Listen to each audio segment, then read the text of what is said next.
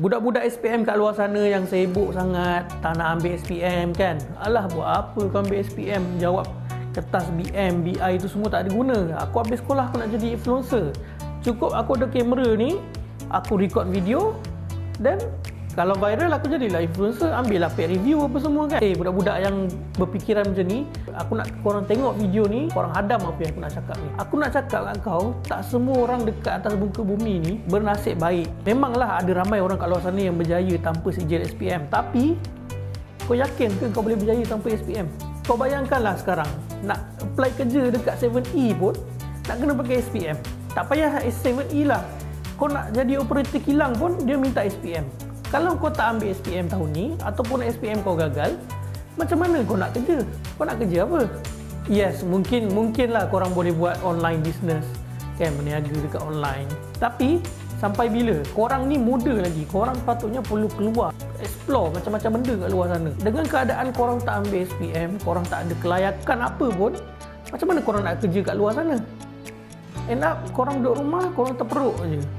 Tak boleh nak buat apa-apa pasal SPM tak ada. Ya, betul. Macam aku cakap tadi lah, tak semua orang bernasib baik kan. Aku boleh cakap yang jadi influencer ni mungkin daripada 10 orang, mostly yang akan berjaya pun mungkin 1 atau 2 orang saja. Dan kalau korang tengok influencer dekat luar sana sekarang pun, diorang sebenarnya bukan job diorang sebagai influencer saja, diorang ada job lain juga. Ada yang jadi influencer tapi ada kerja tetap kan. Influencer tu sebagai dia punya part time lah. Takkanlah tak ada orang nak jadi doktor, jadi cikgu, jadi lawyer kan. Takkan generasi baru sekarang ni semua nak jadi influencer. So dekat sini aku nak bagi tahulah dekat adik-adik SPM kat luar sana, bukannya aku nak marah korang nak jadi influencer. Aku tak halang korang pun nak jadi influencer. Kau nak jadilah, tapi tolonglah ambil SPM tu. Sebab SPM tu lah, aku boleh kata sekarang ni SPM tu penting tau. Janganlah harapkan kerja sebagai influencer tu semata-mata. Korang boleh nak jadi influencer, tapi cadangan aku, influencer korang tu part time. Kerja sebagai influencer tu tak salah, tapi jadikan dia sebagai untuk tambah pendapatan kita. Okey? Adik-adik kat luar sana, abang nak pesan, SPM tahun ni buat yang terbaik, banggakan mak ayah, balas jasa dia orang balik, dan jangan lupa juga kalau ada rezeki sambung je pelajaran. Orang dulu kata tuntutlah ilmu sampai ke negara China.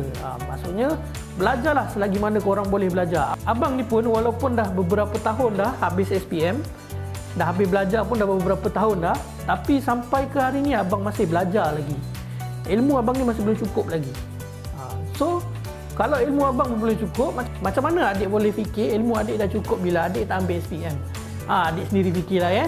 So, adik-adik SPM kat luar sana, tolong share video ni dan abang ucapkan semoga berjaya SPM 2025.